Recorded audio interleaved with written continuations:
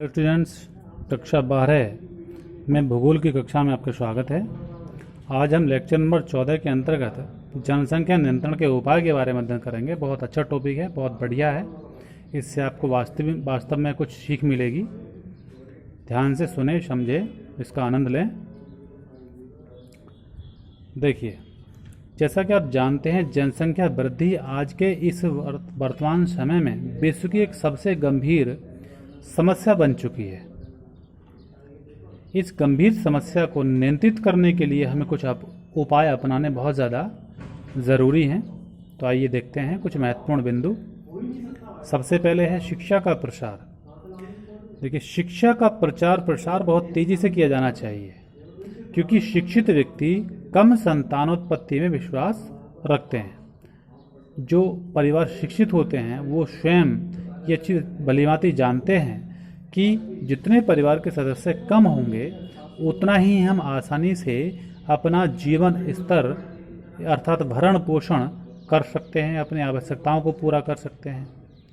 इसीलिए शिक्षा का प्रचार प्रसार बहुत ज़्यादा ज़रूरी है।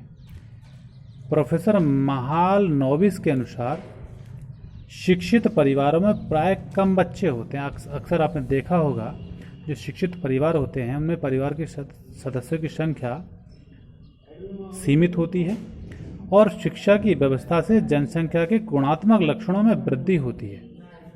ठीक है। देश के अधिकांशतः जो ग्रामीण भाग हैं उनमें उच्च शिक्षा का अभाव है।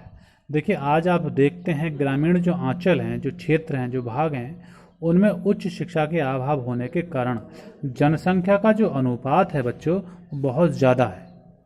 इसलिए हमें ऐसे सभी भागों में शिक्षा का प्रसार बहुत तेज गति से करते रहना चाहिए। ठीक। दूसरा है विवाह योग्य आयु में वृद्धि। देखिए, लड़का और लड़की की जो विवाह योग्य न्यूनतम आयु है वो क्रम से 21 वर्ष और 18 वर्ष कर दी गई है।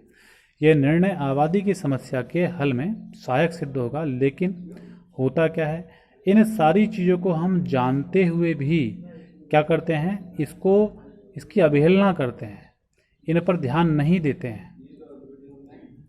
अतः हमें इन चीज़ों पर विशेष रूप से ध्यान देने की आवश्यकता है, क्योंकि कम आयु में विवाह करना संतानोत्पत्ति का एक महत्वपूर्ण कारक होता है। इसलिए इस चीज़ पर हमें विशेष ध्यान देना ज़रूरी है। तीसरा है परिवार नियोजन की कानूनी अनिवार्यता।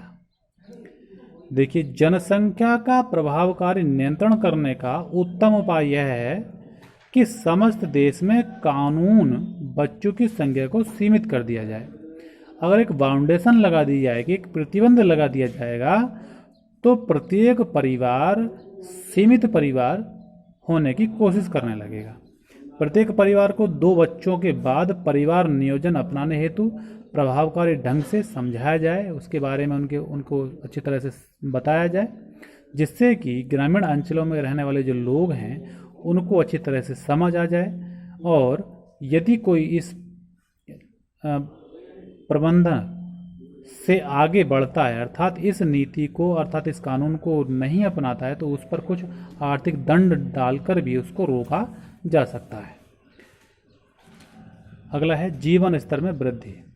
देखिए, प्रति व्यक्ति आय में तथा लोगों के जीवन स्तर में वृद्धि के विशेष प्रयास किए जाने चाहिए, क्योंकि इसके बिना जनसंख्या वृद्धि की जो दर है उस पर नियंत्रण सफल नहीं हो सकता। भारत ने सन 1962 में परिवार नियोजन कार्यक्रम अपनाया था, लेकिन फिर भी यह अच्छी तरह से सफल नहीं हो पाया। जबकि चीन जैसे जो देश हैं, इनमें जनसंख्या वृद्धि दर 1% से भी कम है, वहाँ जीवन स्तर में वृद्धि हुई है। इसलिए उसने इस चीज़ पर ध्यान दिया है। एक है नैतिक संयम। देखिए, प्राचीन काल से ही जनसंख्या नियंत्रण हेतु नैतिक संयम पर बल दिया जाता रहा है। एक प्रोफेसर माल्थस हुए हैं जिन्होंने जनसंख्या का सिद्धांत भी दिया है। उन्होंने कहा है कि ठीक 25 वर्षों में जनसंख्या दोगुनी हो जाती है। उनका मानना है कि जो जनसंख्या का जो अनुपात है वो 25 वर्षों में ठीक 2 गुना हो जाता है। जैसे 2 गुणा 4 गुणा 8 गुणा 16, अर्थात ये जो अनुपात है ये 25 वर्षों में ठीक 2 गुना हो जाता है। इसीलिए इस असंतुलन को रोकने के लिए हमें नैतिक संयम पर ध्यान देना बहुत ज़्यादा ज़रूरी है।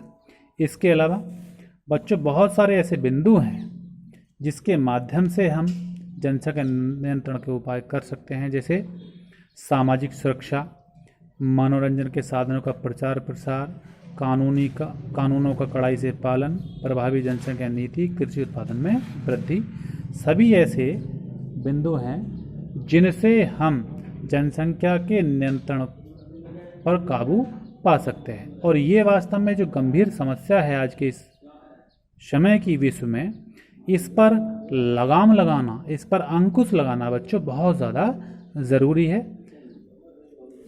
तो आज इतना ही। आज आपको अच्छी तरह से समझ में आया होगा कि जनसंख्या नियंत्रण के जो उपाय हैं वो हमें अपना करके इस विश्व को, अपने देश को, अपने राज्य और क्षेत्र को विकास के मार्ग पर तेजी से ले जा सकते हैं। धन्यवाद।